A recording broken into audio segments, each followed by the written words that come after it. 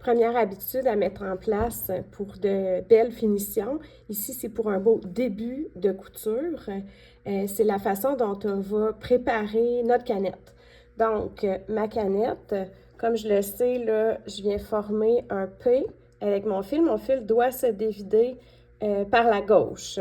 Je l'insère dans la machine. Je viens glisser le fil dans la petite encoche et fermer la petite porte.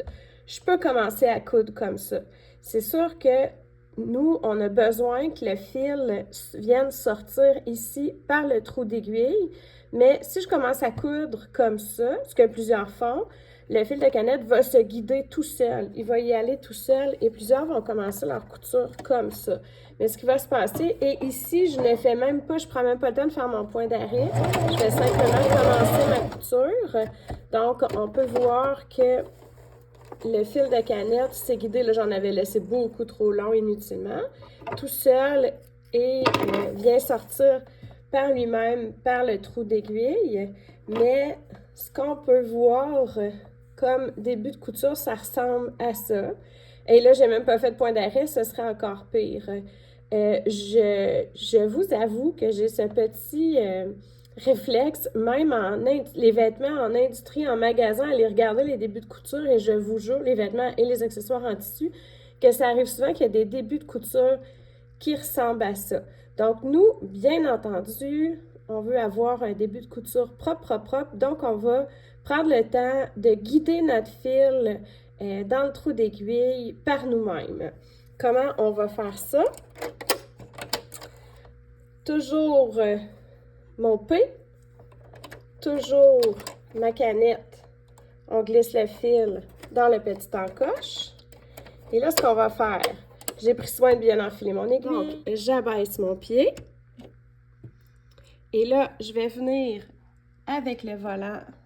Je le tourne vers moi pour faire descendre et remonter l'aiguille. Je remonte mon pied.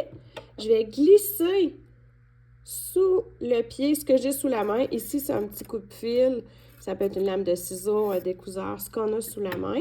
Donc, j'ai pris soin de laisser mon fil de canette vers la gauche.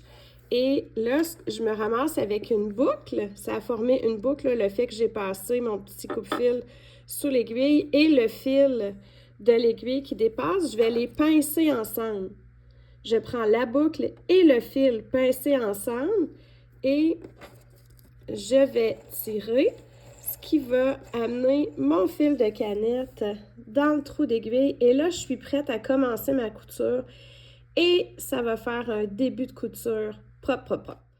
Donc, si je fais, ça c'était mon début de couture de tantôt. Quelques points encore, toujours pas de point d'arrêt parce que c'est juste pour la démonstration. Amusons-nous à comparer les deux débuts de couture. Donc, on avait notre début de couture sans avoir guidé le fil et notre début de couture en ayant bien guidé notre fil dans le trou d'aiguille. Maintenant, pour finaliser une couture de façon, encore une fois, propre, quand je termine ma couture, j'ai toujours un grand fil qui dépasse sur le dessus et en dessous. Donc, si je viens simplement le couper, bien, ça fait quand même un petit bout de fil là, qui dépasse sur le dessus. C'est pas ce qu'on souhaite. Surtout pour un ourlet, là, si je fais un bord de pantalon, un bord de robe, de rideau, je veux pas avoir ce petit bout de fil-là coupé qui dépasse sur le dessus. Donc, je vais aller à l'intérieur de mon vêtement, de mon ouvrage. Et ce que je vais faire, il y a deux façons de faire. Donc, je peux venir sortir avec une aiguille ou un tout petit découseur, venir sortir en tirant sur le dernier point que j'ai fait. Je viens sortir le point qui ressort sur le dessus, il est ici. Et là, juste en tirant, bien, je vais faire sortir mon fil sur l'envers de l'ouvrage. Donc, sur l'endroit, ma couture se termine super proprement.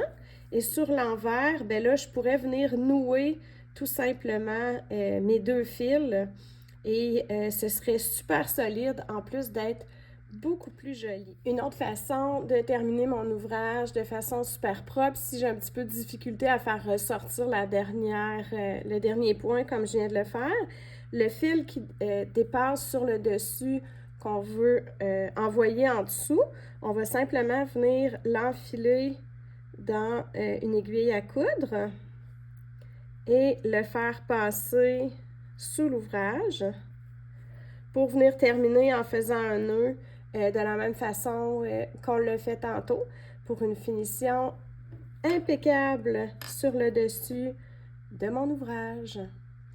Et dernier truc, et ça peut servir, on est en train de coudre un bouton ou peu importe, et il nous reste vraiment plus beaucoup de fil. On se dit, zut, j'ai plus assez de fil pour le passer dans une aiguille pour aller faire un nœud pour terminer et solidifier.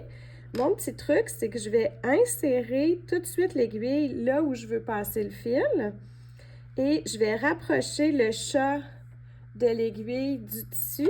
Donc, j'ai presque plus besoin de longueur pour passer mon fil dans l'aiguille. Et là, je peux tirer et insérer mon fil en dessous, même s'il me restait presque plus de fil. J'espère que les trucs d'aujourd'hui te seront utiles. N'hésite pas à commenter et à partager tes propres trucs.